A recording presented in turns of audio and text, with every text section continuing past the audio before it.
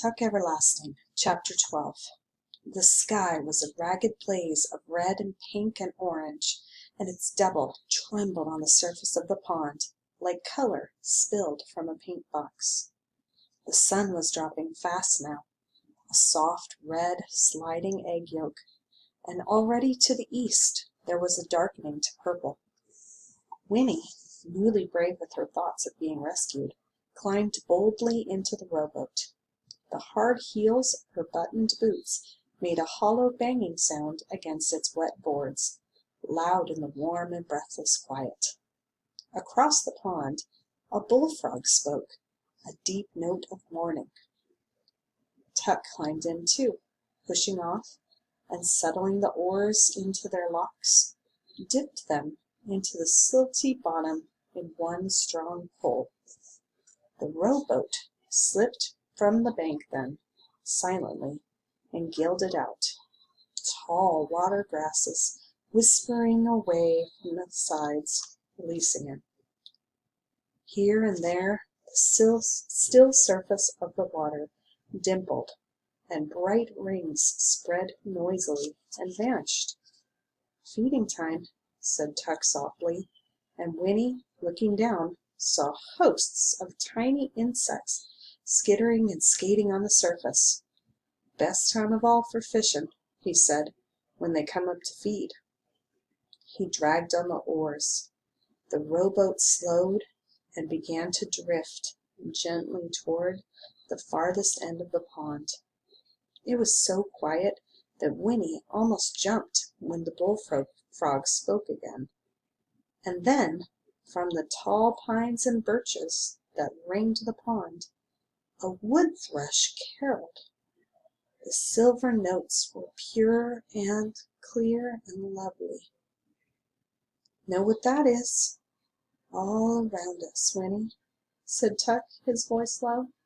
"Life, moving, growing, changing, never the same 2 minutes together. This water, you look at it every morning, and it looks the same, but it ain't. All night long it's been moving, coming in through the stream back there to the west, slipping out there through the stream down east here. Always quiet, always new, moving on. You can't hardly see the current, can you? And sometimes the way the wind makes it look like it's going the other way, but it's always there.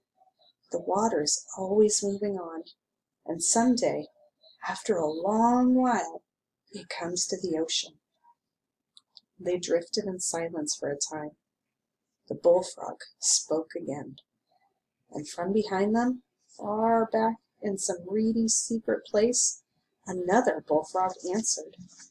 In the fading light, the trees along the banks were slowly losing their dimensions, flattening into silhouettes clipped from black paper and pasted to the paling sky. The voice of a different frog, hoarser and not so deep, croaked from the nearest bank.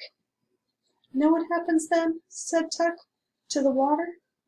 The sun sucks some of it right up out of the ocean and carries it back into the clouds, and then it rains, and the rain falls into the stream, and the stream keeps moving on, taking it all back again. It's a wheel, Winnie. Everything's a wheel, turning and turning, never stopping. The frogs is part of it, and the bugs, and the fish, and the wood thrush too, and people, but never the same ones. Always coming in new, always growing and changing, and always moving on. That's the way it's supposed to be. That's the way it is." The rowboat had drifted at last to the end of the pond, but now its bow bumped into the rotting branches of a fallen tree that thrust thick fingers into the water, and though the current pulled at it, dragging its stern sideways, the boat was wedged and could not follow.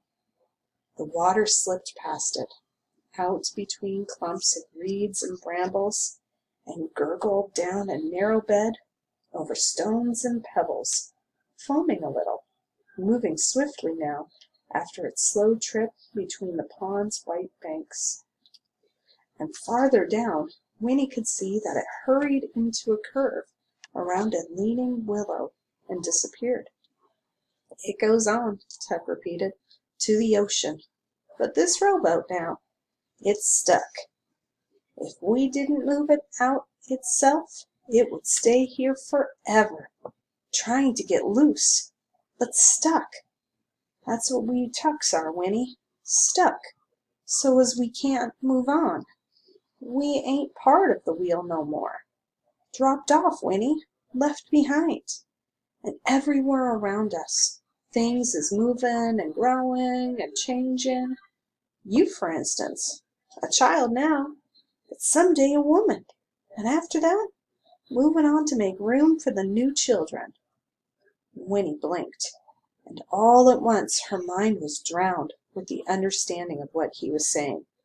For she, yes, even she, would go out of the world willy-nilly some day. Just go out, like the flame of a candle, and no use protesting. It was a certainty.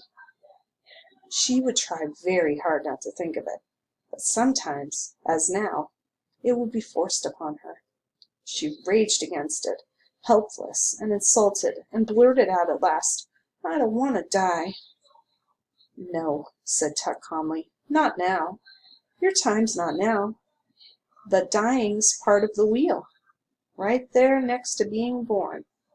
You can't pick out the pieces you like and leave the rest. Being part of the whole thing, that's the blessing. But it's passing us by, us Tucks.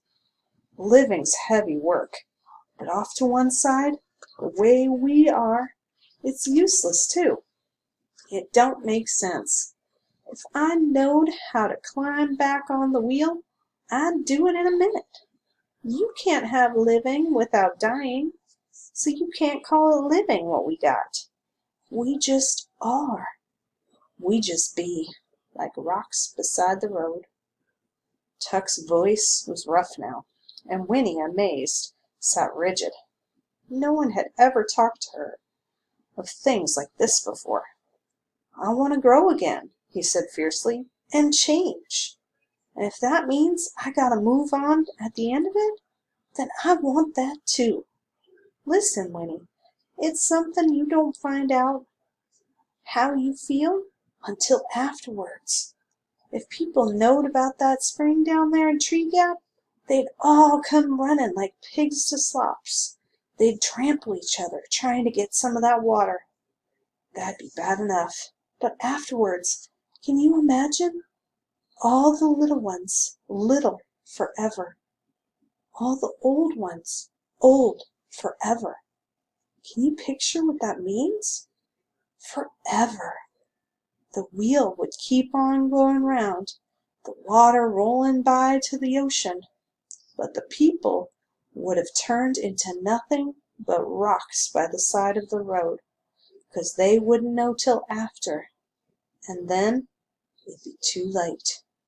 He peered at her, and Winnie saw that his face was pinched with the effort of explaining. "Do you see now, child? Do you understand? Oh, Lord, I just got to make you understand."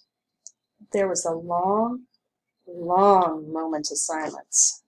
Winnie, struggling with the anguish of all these things, could only sit hunched and numb. The sound of the water rolling in her ears, it was black and silky now. It lapped at the sides of the rowboat and hurried on around them into the stream. And then, down the length of the pond, a voice rang out. It was Miles, and every word across the water came clearly to their eyes. "Pa!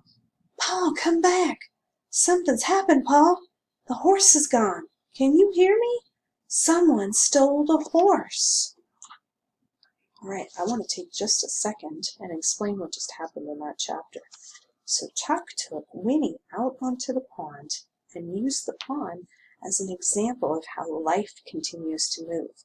The water is constantly flowing, bugs are being eaten, other bugs are living their lives, having little baby bugs, and eventually the cycle of life starts all over again.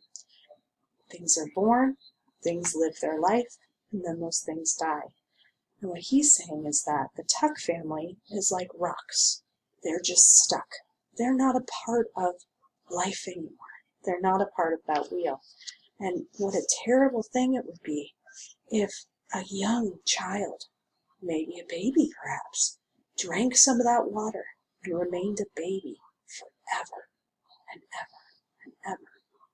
Or an old person would remain old forever and ever. And how they wouldn't be a part of the natural order of life. That's all. Bye.